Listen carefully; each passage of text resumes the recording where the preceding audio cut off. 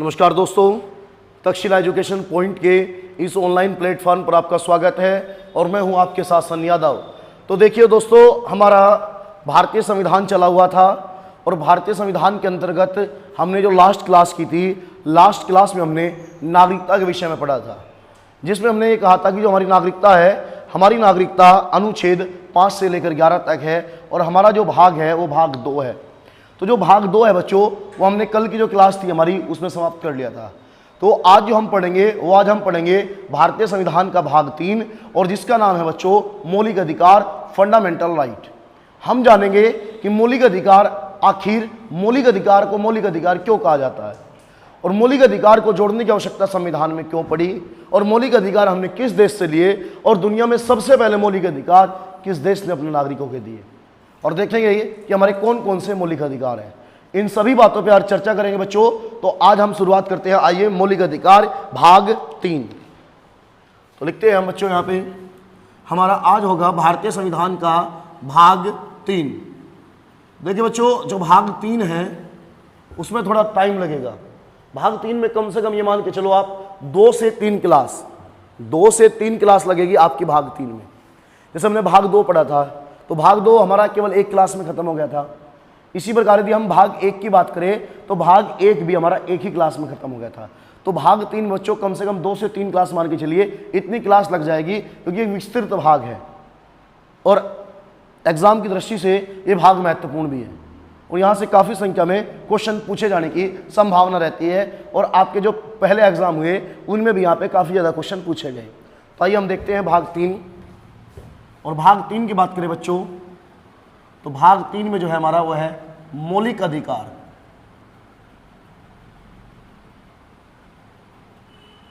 भाग 3 में जो बच्चों वो है हमारा मौलिक अधिकार और ये है बच्चों हमारा अनुच्छेद 12 से 35।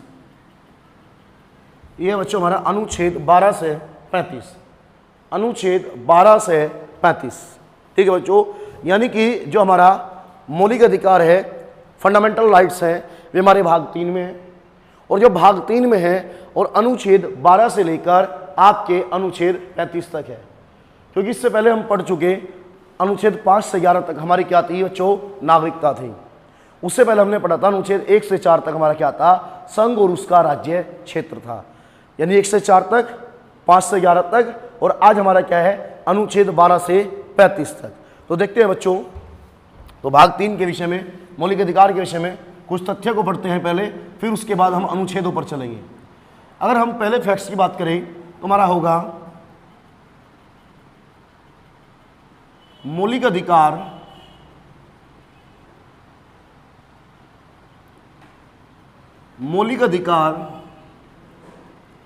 भाग 3। मौलिक अधिकार भाग 3 को, मौलिक अधिकार भाग 3 को भारतीय संविधान का मैग्ना कार्टा, भारतीय संविधान का मैग्ना कार्टा कहा जाता है।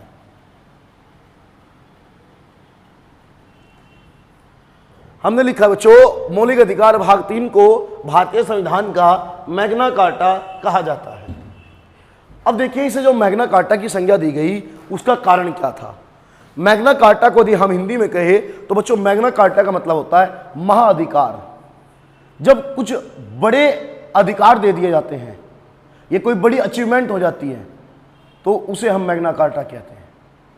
अब हमने कहा कि जो हमारा भाग 3 है मौलिक अधिकार, वो भारतीय संविधान का मैग्ना कार्टा है। अब इससे बच्चों जो मैग्ना कार्टा की संज्ञा दी गई उसका कारण ये है कि दुनिया में सबसे पहले जो आपके मौलिक अधिकार दिए थे बच्चों, वो दिए थे ब्रिटेन ने। 1215 ईस्वी की बात है। 1215 ईस्वी में ब्रिटेन का सम्राट था जॉन, और ब्रिटेन के सम्राट जॉन ने अपनी जनता को कुछ अधिकार दिए थे और उन अधिकारों को जब बच्चों एक पत्र पर लिख के दिया गया तो उस पत्र का जो शीर्षक था वो था मैग्ना कार्टा। यानी कि जो अधिकार दिए गए वो अधिकार मैग्ना कार्टा के नाम से दिए गए। इसी प्रकार भारतीय संविधान में जो भारत की जनता को अधिकार दिए गए हैं वो किस नाम से दिए गए हैं? मौलिक अधिकार के नाम से। इसी वजह से हमने 1215 में दिए गए मैग्ना कार्टा की तुलना अपने भारतीय संविधान के भाग 3 यानी कि मौलिक अधिकार से की है। तो ये चीज क्लियर होगी कि भाग 3 मौलिक अधिकार को भारतीय संविधान का मैग्ना कार्टा क्यों कहा जाता है। तो आइए हम लिखते हैं 1215 ईस्वी में 1215 ईस्वी में ब्रिटेन के सम्राट 1215 ईस्वी में ब्रिटेन के सम्राट 1215 ईस्वी में ब्रिटेन के सम्राट जॉन के द्वारा 1215 ईस्वी में ब्रिटेन के सम्राट जॉन के द्वारा 1215 ईस्वी में ब्रिटेन के सम्राट जॉन के द्वारा अपनी जनता को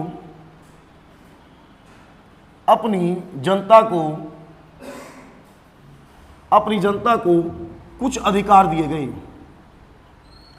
अपनी जनता को कुछ अधिकार दिए गए। अपनी जनता को कुछ अधिकार दिए गए। कुछ अधिकार दिए गए और इन अधिकारों को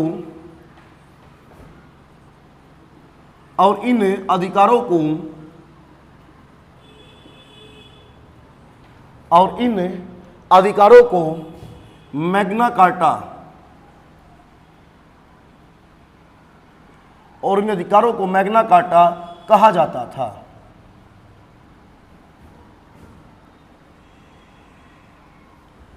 देखिए बच्चों, जो ब्रिटेन का सम्राट था जॉन, उसने अपनी जनता को जो अधिकार दिए कुछ लिखित में, वो किस वर्ष दिए बच्चों? 1215 ईस्वी में। कब दिए बच्चों? 1215 ईस्वी में। और जो बच्चों वो अधिकार दिए गए थे, उनका जो शीर्षक था वो था मैग्ना कार्टा। इसी प्रकार भारत की जनता को जो अधिकार दिए गए हैं बच्चों, वो किस नाम से दिए गए हैं? मौलिक अधिकार के नाम से। तो हमने उन मौलिक अधिकारों की तुलना मैग्ना कार्टा से करती। अब बच्चों एक चीज और यहां ध्यान से समझिए। सबसे पहले जो मौलिक अपनी जनता को कुछ अधिकार दिए, वो किसने दिए बच्चों? ब्रिटेन ने दिए। ब्रिटेन के सम्राट जॉन ने दिए थे। लेकिन बच्चों अगर कभी क्वेश्चन ये पूछ ले कि विश्व में सबसे पहले लिखित तौर पे जो अपने संविधान में लिखा, विश्व में सबसे पहले लिखित तौर पे मौलिक अधिकार किस देश ने दिए बच्चों? तो वो कौन सा देश होगा बच्चों? वो होगा अमेरिका। कारण ये था बच्चों कि जो ब्रिटेन का सम्राट, जो ब्रिटेन का संविधान था, ब्रिटेन का जो संविधान है वो कैसा है? अलिखित है। तो हम ब्रिटेन का जो संविधान है वो कैसा है? अलिखित है। तो भले ही वहां के राजा ने उस पत्र पे लिख के दिए हो, लेकिन हम उन्हें क्या मान के चलते हैं? अलिखित ही मान के चलते हैं। तो याद रखना, अमेरिका ऐसा पहला देश था जिसने अपने संविधान में मौलिक अधिकारों को ऐड किया। और भारत ने जो मौलिक अधिकार उठाए हैं बच्चों, वो कहां से लिए हैं? अमेरिका से ही लिए हैं। तो आइए हम लिखते हैं। तो बच्चों हम अगला पॉइंट लिखते हैं। अमेरिका ने सबसे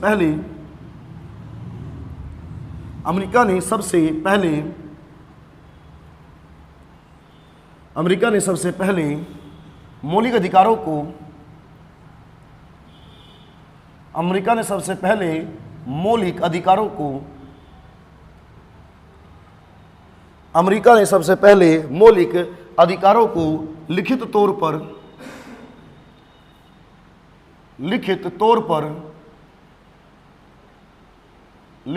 पर अपने संविधान में स्थान दिया। अपने संविधान में स्थान दिया।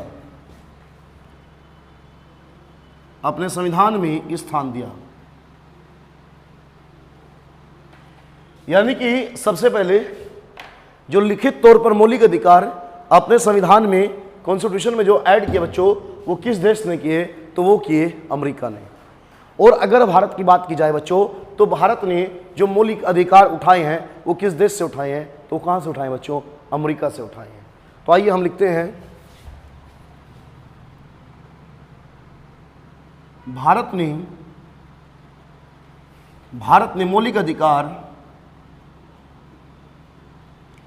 भारत ने मौलिक अधिकार अमेरिका के संविधान से लिए हैं। भारत ने मौलिक अधिकार अमेरिका के संविधान से लिए हैं। अमेरिका के संविधान से लिए हैं।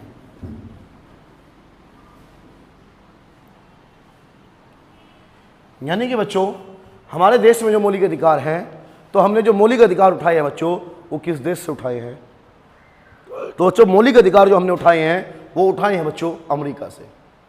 ठीक है। और इसी प्रकार अगर बच्चों हम बात करें कि भारत में जो सबसे पहले मौलिक अधिकारों की मांग की, तो मौलिक अधिकारों की जो मांग की थी वो सरदार वल्लभ भाई पटेल ने की थी। 1931 में कांग्रेस का एक कराची अधिवेशन हुआ था। उस कराची अधिवेशन में सरदार वल्लभ भाई पटेल ने जो ब्रिटेश सरकार थी उससे मौलिक अधिकारों को मांग की। ये कहा कि जनता को कुछ मौलिक अधिकार दिए जाए। तो हम लिखते हैं 1931 में 1931 में कराची अधिवेशन 1931 में कराची 1931 में कराची अधिवेशन में सरदार वल्लभ भाई पटेल के द्वारा सरदार वल्लभ भाई पटेल के द्वारा 1931 में कराची अधिवेशन में सरदार वल्लभ भाई पटेल के द्वारा मौलिक अधिकारों की मांग की गई। सरदार वल्लभ भाई पटेल के द्वारा मौलिक अधिकारों की मांग की गई। मौलिक अधिकारों की मांग की गई। मौलिक अधिकारों की मांग की गई।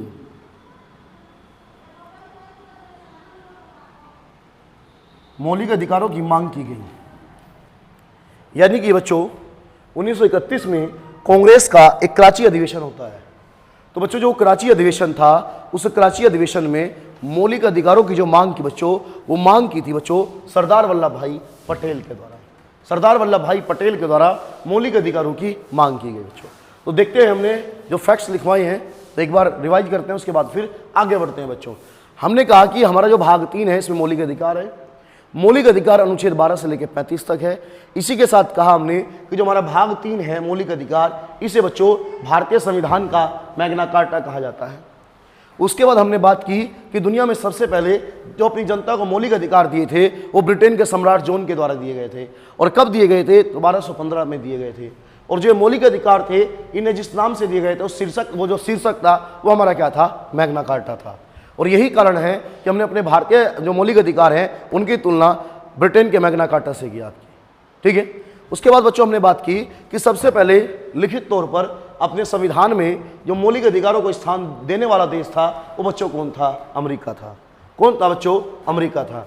और उसके बाद बच्चों हमने बात की कि जो भारत है, भारत ने जो मौलिक अधिकार लिए हैं बच्चों वो कहाँ से लिए? हमने जो मौलिक अधिकार लिए हैं बच्चों कहाँ से लिए हैं? अमेरिका से लिए हैं।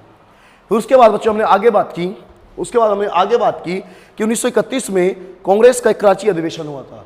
इस कराची अधिवेशन में बच्चों सरदार वल्लभ भाई पटेल के द्वारा मौलिक अधिकारों की मांग की गई बच्चों। ठीक है बच्चों, अब इससे आगे हम बढ़ते हैं। बस एक सेकंड देंगे, पानी पी के उसके बाद चीजें को कंटिन्यू करते हैं।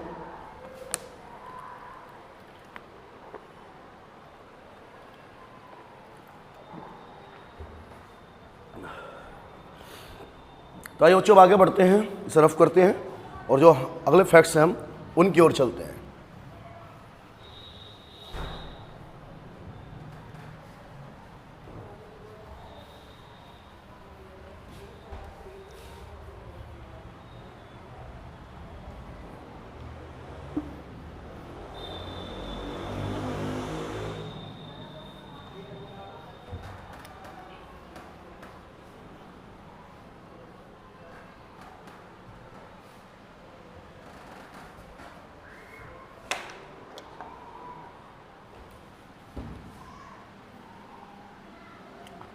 चलिए बच्चों आगे बढ़ते हैं।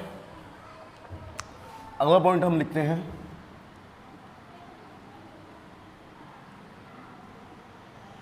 मौलिक अधिकारों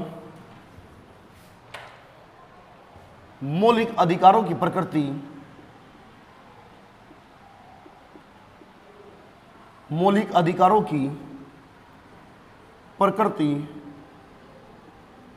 नकारात्मक है।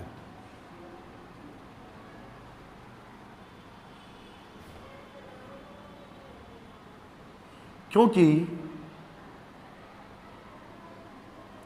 मौलिक अधिकारों की प्रकृति नकारात्मक है, क्योंकि ये राज्य के विरुद्ध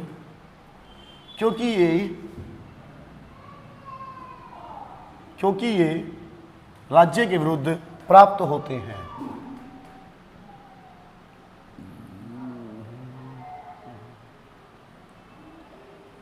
क्योंकि ये राज्य के विरुद्ध प्राप्त होते हैं। बच्चों, ये क्वेश्चन भी पूछा गया एग्जाम में कई बार। जो मौलिक अधिकार है, मौलिक अधिकारों की जो प्रकृति है, मौलिक अधिकारों का जो नेचर है वो कैसा है बच्चों। तो बच्चों हमने बात की कि जो मौलिक अधिकार है बच्चों, तो मौलिक अधिकारों की प्रकृति कैसी है। तो मौलिक अधिकारों की बच्चों जो प्रकृति है वो है हमारी बच्चों नकारात्मक। तो मौलिक अधिकारों की प्रकृति कैसी होगी, नकारात्मक। अब नकारात्मक का कारण यह है बच्चों, क्योंकि जो मौलिक अधिकार हैं ये राज्य के विरुद्ध प्राप्त होते हैं। ये राज्य के विरुद्ध प्राप्त होते हैं। इसमें राज्य को मनाही की जाती है कि राज्य ये काम नहीं करेगा। राज्य जनता के साथ धार्मिक आधार पर, जातीय आधार पर, लैंगिक आधार पर, नस्लीय आधार पर भेदभाव नहीं करेगा। राज्य लोक नियोजन सरकारी नौकरियों में किसी प्रकार का भेदभाव नहीं करेगा। तो बार बार नई टर्म का यूज हो रहा है, इस वजह से इनकी जो प्रकृति है वो कैसी होगी, नकारात्मक होगी। राज्य को मना किया गया है काम करने के लिए, इसलिए राज्य के विरुद्ध प्राप्त है। तो आप सीधी बात याद रखो कि मौलिक अधिकारों की प्रकृति कैसी है। तो मौलिक अधिकारों की जो प्रकृति है बच्चों वो कैसी है, नकारात्मक है। ठीक है बच्चों। उसके बाद हम आगे बढ़ते हैं। तो अगर हम बात करें तो आपका होगा मौलिक अधिकारों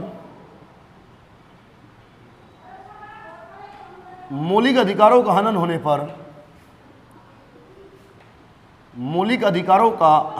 पर, मौलिक अधिकारों का हनन होने पर हम अनुच्छेद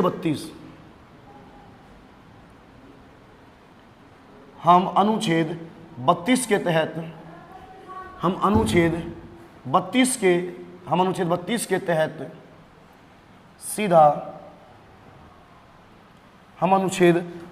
के तहत सीधा सर्वोच्च न्यायालय, हम अनुच्छेद 32 के तहत सीधा सर्वोच्च न्यायालय जा सकते हैं।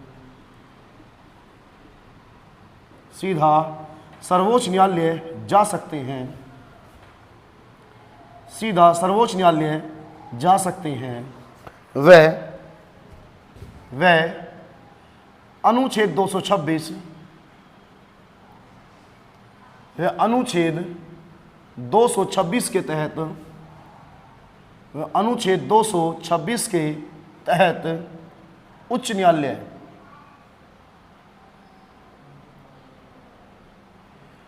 अनुच्छेद 226 के तहत उच्च न्यायालय जा सकते हैं। उच्च न्यायालय जा सकते हैं।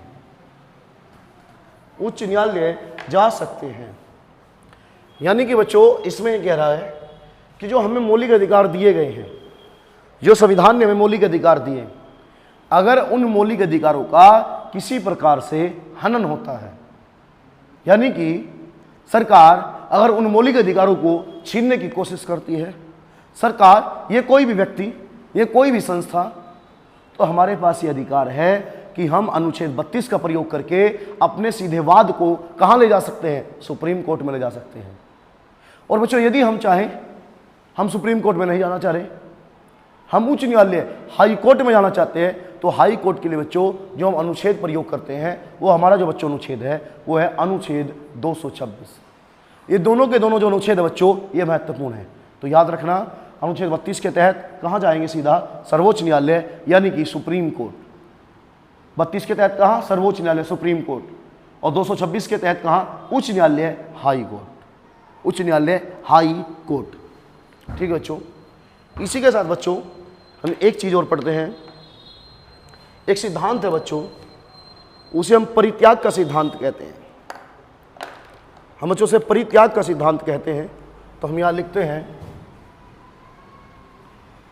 परित्याग का सिद्धांत।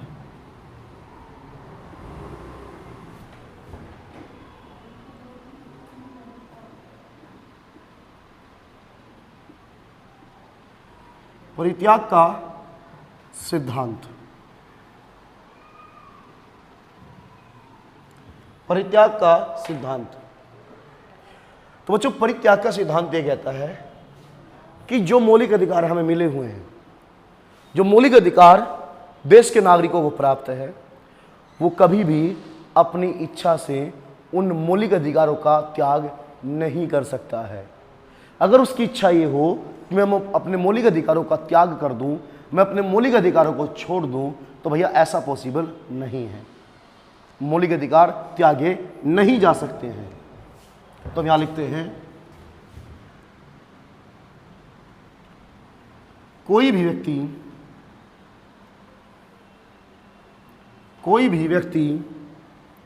अपने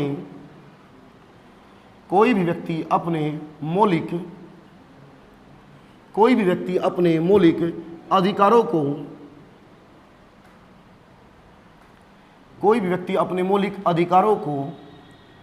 त्याग नहीं सकता है। कोई भी व्यक्ति अपने मौलिक अधिकारों को त्याग नहीं सकता है।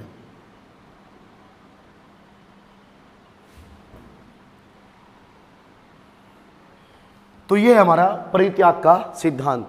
यानी जो मौलिक अधिकार है वो व्यक्ति से जुड़े हुए हैं। जब तक उसका जीवन है तब तक उसके साथ साथ बच्चों मौलिक अधिकार रहेंगे। यानी कि अगर उसकी इच्छा हो कि मैं जो मौलिक अधिकार मेरे हैं, मैं अपने मौलिक अधिकारों को त्याग दूं, मैं अपने मौलिक अधिकारों को छोड़ दूं, तो बच्चों ऐसा नहीं होगा। ठीक है, ये कहता है हमारा परित्याग का सिद्धांत। परित्याग का सिद्धांत। तो इसी के साथ बच्चों हम आगे बात करते हैं। तो अगर बच्चों हम आगे बात करें, हम आगे बात करें तो हमारा जो अगला फैक्ट्स होगा, तो हम लिखते हैं मूल संविधान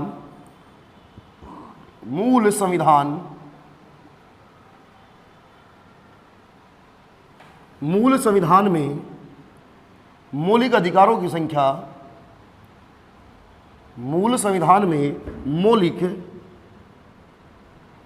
अधिकारों की संख्या, मूल संविधान में मौलिक अधिकारों की संख्या 7 थी। मूल संविधान में मौलिक अधिकारों की संख्या 7 थी। मूल संविधान में मौलिक अधिकारों की संख्या 7 थी, परंतु वर्तमान में इनकी संख्या, परंतु वर्तमान में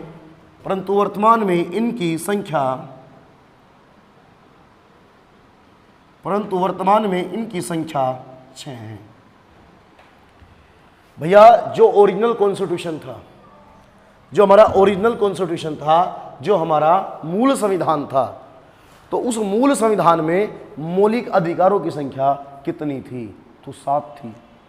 आज मौलिक अधिकारों की संख्या कितनी है? तो 6 है। क्योंकि संविधान में एक संशोधन किया गया था और वो संशोधन था हमारा 44वां संविधान संशोधन। बच्चों 44वें संविधान संशोधन 1978 के द्वारा हमारा जो संपत्ति का अधिकार था, जो राइट टू प्रॉपर्टी थी, राइट टू प्रॉपर्टी को हटा दिया गया और राइट टू प्रॉपर्टी को एक संवैधानिक आपका मौलिक अधिकार के स्थान पर एक विधिक अधिकार बना दिया बच्चों।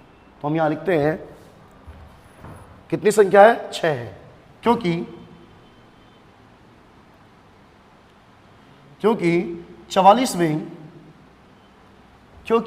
44वें संविधान संशोधन, क्योंकि 44वें संविधान संशोधन 1978, क्योंकि 44वें संविधान संशोधन 1978 के द्वारा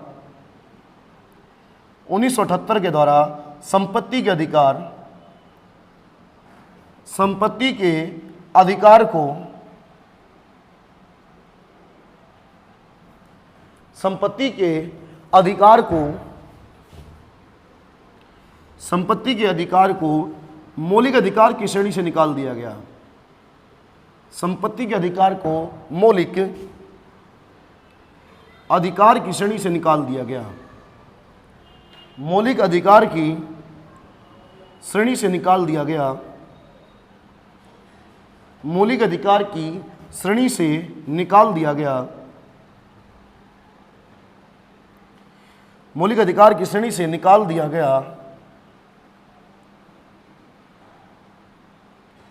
मौलिक अधिकार की श्रेणी से निकाल दिया गया और उसे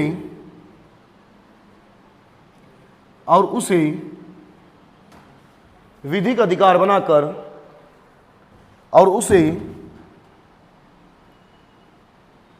विधिक अधिकार बनाकर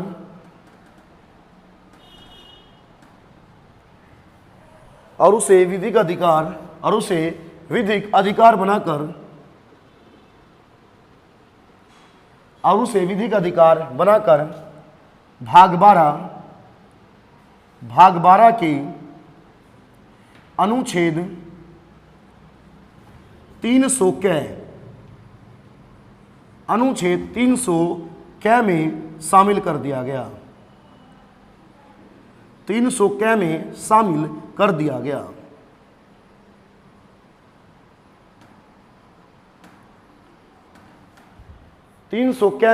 शामिल कर दिया गया। बच्चों, हमने कहा था कि जो हमारा ओरिजिनल कॉन्स्टिट्यूशन था, ओरिजिनल कॉन्स्टिट्यूशन में मौलिक अधिकारों की संख्या कितनी थी? तो 7 थी। कितनी थी बच्चों? 7 थी। हमने कहा यदि हम वर्तमान परिस्थिति की बात करें तो वर्तमान परिस्थिति में मौलिक अधिकारों की संख्या कितनी है? 6। तो मुद्दा ये आया कि जब मूल संविधान में 7 थे तो वर्तमान में 6 मौलिक अधिकार बचे, तो एक मौलिक अधिकार कहाँ चला गया? तो हमने कहा हमारे संविधान में एक संशोधन किया गया और वो संशोधन था 44वां संविधान संशोधन। किस वर्ष किया गया? तो 1978 में किया गया। उसके द्वारा बच्चों जो संपत्ति का अधिकार था, जो राइट टू प्रॉपर्टी था, राइट टू प्रॉपर्टी संपत्ति का अधिकार जो था बच्चों, उसे यहाँ से हटा दिया गया और जो संपत्ति का अधिकार था उसे भाग 12 में जोड़ के और भाग उसके कौन से अनुच्छेद में कर दिया? 300 कै में।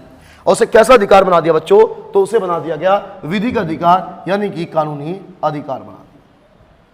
तो ये बात याद रखना बच्चों, अगर आपसे पूछता है क्या संपत्ति का अधिकार संविधान में है, तो बिल्कुल सही बात, संविधान में है, लेकिन वो मौलिक अधिकार नहीं है, वो फंडामेंटल राइट नहीं है, वो एक विधिक अधिकार हो गया, वो एक हमारा लीगल अधिकार हो गया आपका। ठीक है, तो याद रखना मूल संविधान में हमारे 7 थे और आज कितने हैं? 6। तो चलिए बच्चों, अब हम इससे आगे चलते हैं। तो अब हम बच्चों देखते हैं कि जो हमारे मौलिक अधिकार हैं वो कौन कौन से हैं। जो हमारे हम बात कर रहे हैं कि मूल संविधान में 7 थे और आज जो बच्चे बच्चों वो कितने बचे? 6 बचे। तो हम देखते हैं बच्चों, मैं 7 के साथ आपको मौलिक अधिकार लिखवा दूंगा और फिर बता दूंगा कि जो संपत्ति का अधिकार था उसे यहाँ से हटा दिया गया। तो आइए हम लिखते हैं अपने मौलिक अधिकार, लिखते हैं अपने फंडामेंटल राइट, मौलिक अधिकार। तो देखते हैं बच्चों, जो हमारा पहला मौलिक अधिकार है बच्चों वो है समता का अधिकार। समता बोल लीजिए या समानता बोल लीजिए, जिसे हम राइट टू इक्वलिटी भी बोलते हैं। ठीक है बच्चों, तो देखिए आइए हम देखते हैं कौन कौन से हैं। तो हमारा जो बच्चों पहले हैं वह है समता का अधिकार, यानी कि समानता का अधिकार। समता का अधिकार,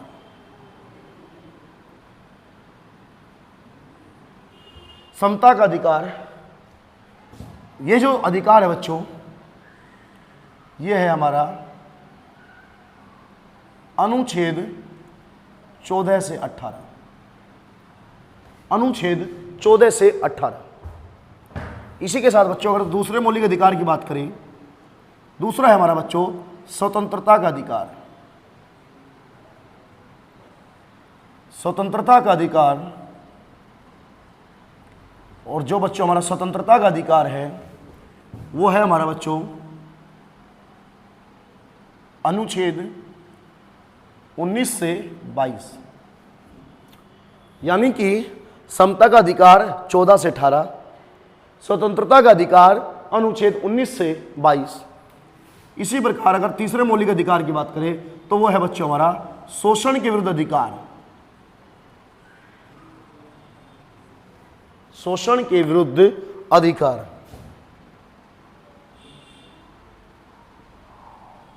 शोषण के विरुद्ध अधिकार। और ये जो है बच्चों हमारा ये है अनुच्छेद 23 और 24। अनुच्छेद 23 और 24। इसी के साथ बच्चों अगर चौथे नंबर की बात करें तो वह है हमारा धार्मिक स्वतंत्रता का अधिकार।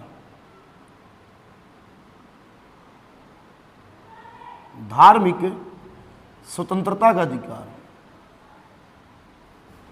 धार्मिक स्वतंत्रता का अधिकार।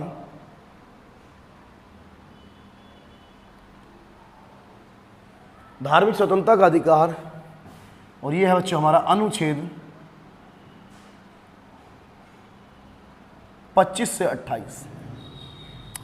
तो बच्चों हमारा पहला कौन सा है? समता का, दूसरा स्वतंत्रता का, तीसरा शोषण के विरुद्ध, चौथा धार्मिक स्वतंत्रता का अधिकार।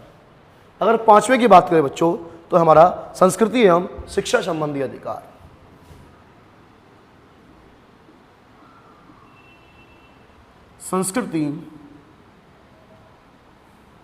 संस्कृति एवं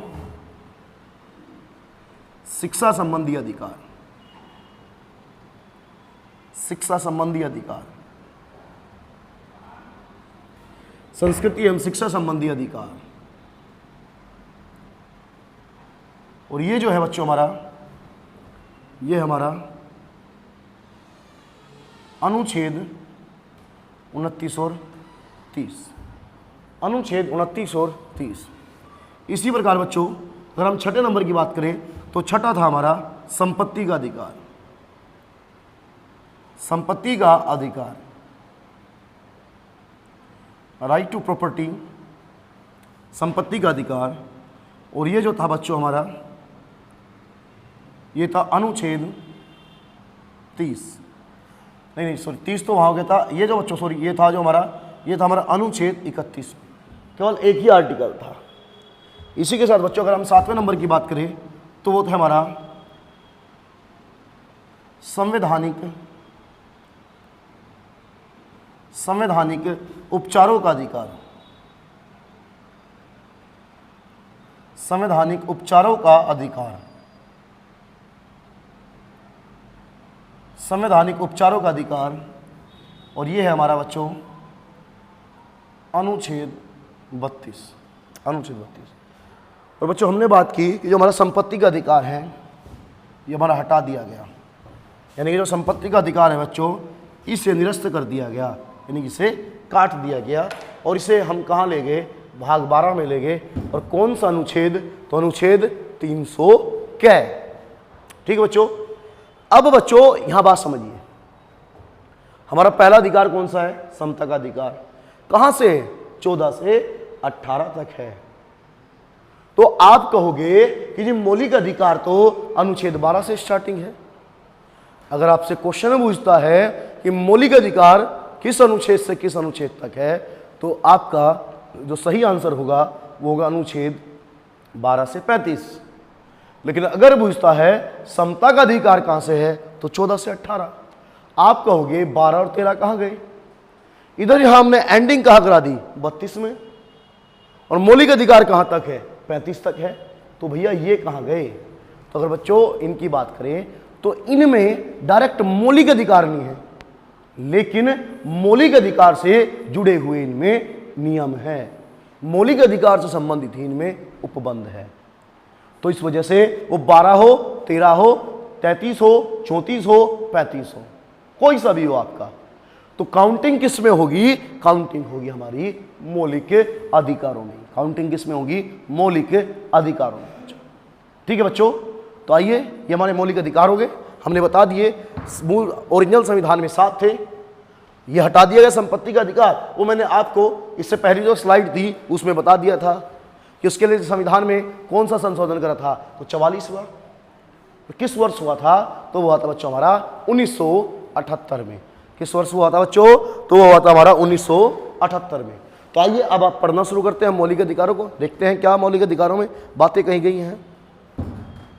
तो सबसे पहले हम अनुच्छेद 12 को देखेंगे, उसके बाद 13 को देखेंगे और उसके बाद फिर चलेंगे हम समता के अधिकार पे, जो है अनुच्छेद 14 से 18 तक।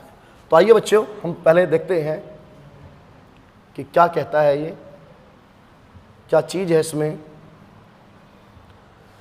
तो हम सबसे पहले, तो आइए बच्चों हम सबसे पहले जो देखते हैं,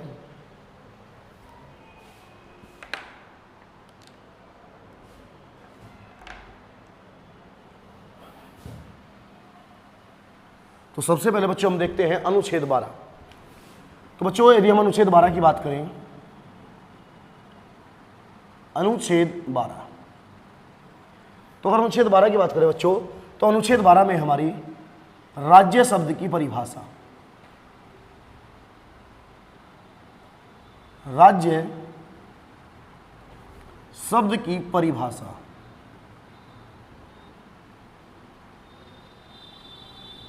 राज्य शब्द की परिभाषा, डेफिनेशन ऑफ द स्टेट। बच्चों उसमें बताया गया है कि राज्य के अंतर्गत कौन कौन आता है, राज्य में कौन कौन आएगा, ये कौन कौन नहीं आएगा। बस आप इतना बात याद रखो, अनुच्छेद 12 में क्या है, राज्य शब्द की परिभाषा है, डेफिनेशन ऑफ द स्टेट है।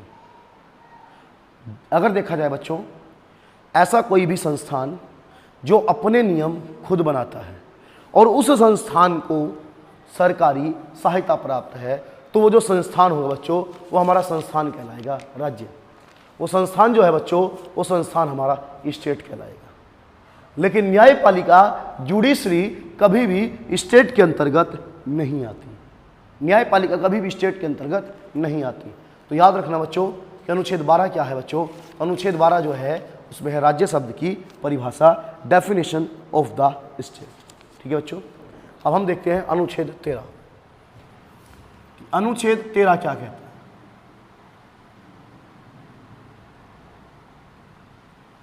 अनुच्छेद 13 कहता है, संसद के बनाया हुआ कानून, संसद का बनाया गया कानून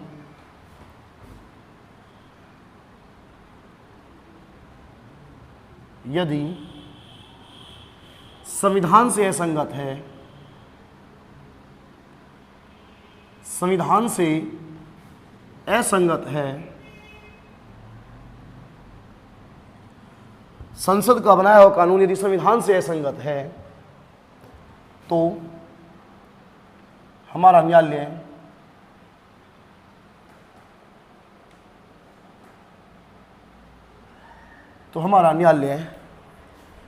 उसका न्यायिक पुनर्विलोकन कर सकता है, न्यायिक पुनर्विलोकन कर सकता है, न्यायिक पुनर्विलोकन कर सकता है।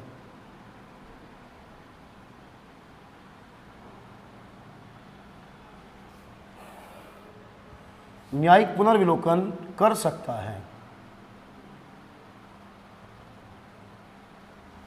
देखिए बच्चों ये क्या कह रहा है इसमें, यदि संसद का बनाया हुआ कानून यदि संविधान से असंगत है, तो हमारा न्यायालय उसका न्यायिक पुनर्विलोकन कर सकता है, जुडिशियल रिव्यू कर सकता है। यानी यदि कोई भी कानून है और वो कानून संविधान से असंगत है, यानी कि वो संविधान का उल्लंघन कर रहा है, तो हमारी न्यायालय के पास ये अधिकार है, उसका न्यायिक पुनर्विलोकन कर सकते हैं और आवश्यकता पड़ने पर उस कानून को निरस्त भी कर सकते हैं। या उसका जो भाग असंगत है, उसके भाग को असंगत को निरस्त कर सकते हैं बच्चों। तो 12 में हो गया हमारा राज्य की परिभाषा, 13 में हो गया हमारा न्यायिक पुनर्विलोकन। अब देखते हैं समता का अधिकार जो हमारा है, राइट टू इक्वलिटी है, उसमें क्या चीज़ें हैं। हम यहाँ लिखते हैं बच्चों समता का अधिकार।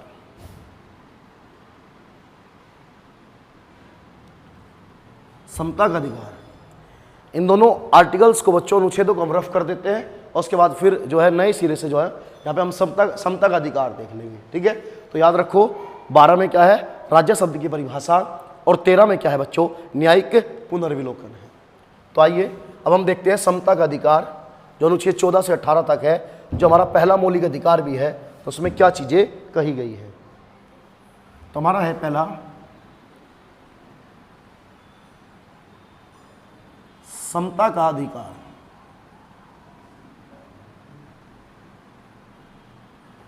समता का अधिकार, और ये जो है बच्चों, ये होगा हमारा अनुच्छेद 14 से 18 तक।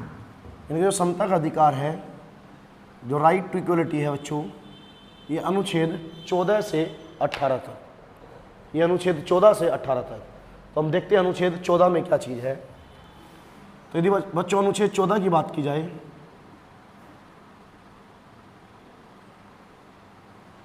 अनुच्छेद 14 की बात की जाए बच्चों, तो बच्चों अनुच्छेद 14 में है विधि के समक्ष समानता और विधियों का समान संरक्षण।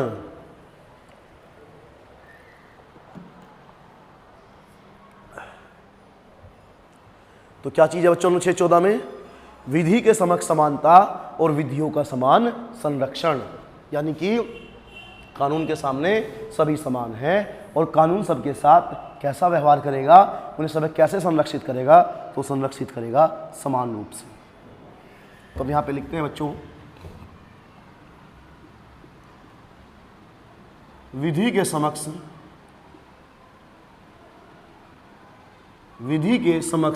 समानता और विधि के समक्ष समानता और विधियों का समान संरक्षण, और विधियों का समान संरक्षण, विधियों का समान संरक्षण, विधि के समक्ष समानता और विधियों का समान संरक्षण, यानी कि कानून के सामने सब समान है और कानून सबके साथ कैसा व्यवहार करेगा, तो बच्चों कैसा व्यवहार करेगा, तो वो करेगा समान व्यवहार। इसी प्रकार यदि बच्चों हम अनुच्छेद 15 को देखें, तो हमारा जो अनुच्छेद 15 है बच्चों, अनुच्छेद 15 कहता है बच्चों, हमारा जो अनुच्छेद 15 है वो कहता है बच्चों, राज्य किसी भी व्यक्ति के साथ, राज्य किसी भी व्यक्ति के साथ धर्म, जाति, लिंग, मूल वंश, धर्म, जाति, लिंग, मूल वंश व जन्म स्थान, जन्म स्थान के आधार पर, जन्म स्थान के आधार पर, जन्म स्थान की आधार पर भेदभाव नहीं करेगा। राज्य किसी भी व्यक्ति के साथ धर्म, जाति, लिंग, मूल वंश व जन्म स्थान के आधार पर भेदभाव नहीं करेगा, यानी कि राज्य इन 5 आधारों पर किसी भी व्यक्ति के साथ भेदभाव नहीं कर सकता। इसी के साथ बच्चों अगर हम बात करें तो हमारा अगला अनुच्छेद होगा अनुच्छेद 16, और अनुच्छेद 16 की बात करें तो बच्चों अनुच्छेद 16 में है लोक नियोजन। लोक नियोजन के अवसर में, लोक नियोजन के अवसर में समानता। लोक नियोजन के अवसर में समानता, इसका मतलब यह है बच्चों कि जो सरकारी नौकरी होंगी, जो सरकारी नौकरी होंगी, जो लोक नियोजन होगा उसमें समान व्यवहार किया जाएगा बच्चों। ठीक है, यानी कि 16 में होगा लोक नियोजन के अवसर में समानता, 15 में हो गया 5 आधार पर भेदभाव हम नहीं कर सकते, और जो बच्चों 5 आधार है हमारे वो कौन कौन से हैं? धर्म है, जाति है, लिंग है, मूल वंश है, और हमारा कौन सा है? जन्म स्थान है। इसी के साथ बच्चों हम बात करें तो नेक्स्ट होगा हमारा अनुच्छेद 17। अगर बच्चों हम अनुच्छेद 17 की बात करें तो अनुच्छेद 17 में बच्चों अस्पृश्यता का अंत,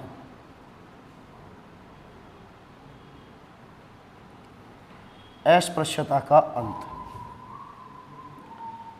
अस्पृश्यता का अंत यानी कि एंड ऑफ अनटचेबिलिटी, यानी कि जो भारतीय समाज में एक टाइम जो अनटचेबिलिटी थी, छुआछूत थी, वो एक अभिशाप के तौर पर उभरा समाज में। इससे समाज काफ़ी बड़े स्तर पे विघटित हो गया आपका। तो अनुच्छेद 17 में उसी अनटचेबिलिटी को रोका गया है। ये कहा गया है कि कोई भी व्यक्ति अगर अनटचेबिलिटी फैलाता है तो वो अपराधी होगा। तो यानी कि जो अनटचेबिलिटी है, जो हमारे समाज में जो छुआछूत है, उस पर रोक लगाने का कार्य किया है बच्चों। ठीक है, अब हम बच्चों देखते हैं हमारा लास्ट का अनुच्छेद हो जाएगा आज इस क्लास का लास्ट अनुच्छेद होगा, और वो होगा हमारा बच्चों अनुच्छेद 18। अगर बच्चों अनुच्छेद 18 की बात करें तो अनुच्छेद 18 में है बच्चों हमारा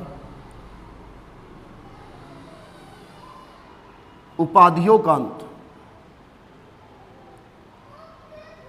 उपाधियों का अंत यानी कि end of titles, end of titles, उपाधियों का अंत।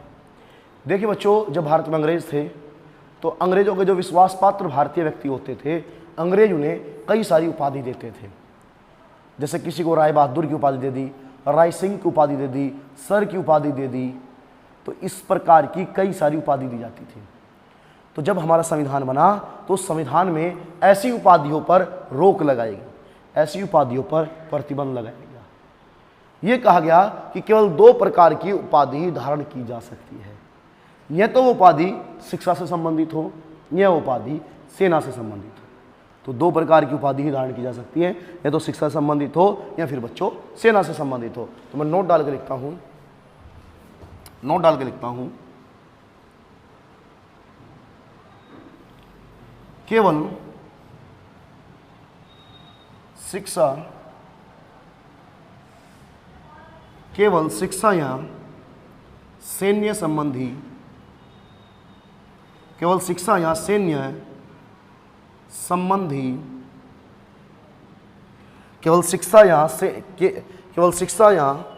सैन्य संबंधी यानी कि सेना संबंधी, सैन्य संबंधी उपाधि धारण की जा सकती है, उपाधि ही धारण की जा सकती है।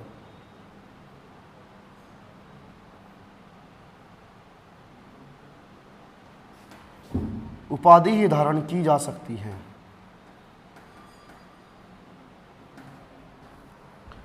केवल शिक्षा या सैन्य संबंधी उपाधि ही धारण की जा सकती है।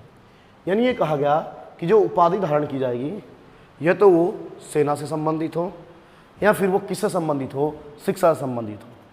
इसके अलावा और किसी प्रकार की उपाधि धारण नहीं की जा सकती। तो यदि बच्चों आज हम बात करें तो हमने मौलिक अधिकारों को जो प्रक्रिया थी, कब किसने मांग की, किस देश ने पहले दिए, भारतीय संविधान में कैसे जुड़े, उन सब की बात की। इसी के साथ हमने बात की कि मूल संविधान में कितने थे, तो 7 थे। आज कितने बचे, तो 6 बचे। कौन सा हटा दिया गया और किस संविधान संशोधन के द्वारा। ठीक है बच्चों, इसी के साथ हमने अनुच्छेद 12 और 13 पढ़ा, और इसी के साथ हमारा बच्चों जो पहला मौलिक अधिकार था, समता का अधिकार, राइट टू इक्वलिटी, अनुच्छेद 14 से लेकर 18 तक। तो जो अनुच्छेद 14 से लेकर 18 तक था बच्चों, हमने उसे समाप्त कर लिया। हमने बात करी कि अनुच्छेद 14 में क्या है। तो अनुच्छेद 14 में है विधि के समक्ष समानता और विधियों का समान संरक्षण। 15 में क्या है कि राज्य किसी व्यक्ति के साथ धर्म, जाति, लिंग, जन्म स्थान और मूल वंश के आधार पर भेदभाव नहीं करेगा। 16 में क्या है, तो लोक नियोजन के अवसर में समता है। और 17 में क्या है बच्चों, अस्पृश्यता है। और 18 में क्या है, तो उपाधियों का अंत है। साथ ही हमने कहा केवल शिक्षा और सेना से संबंधित उपाधि ही धारण की जा सकती है, इसके अलावा उपाधि धारण नहीं की जा सकती। तो बच्चों आज की क्लास में इतना ही। तो कल हम बात करेंगे जो हमारा दूसरा मौलिक अधिकार होगा, स्वतंत्रता का अधिकार, उसकी बात करेंगे। तो आज की क्लास में इतना ही, मिलते हैं नेक्स्ट क्लास में। जय हिंद।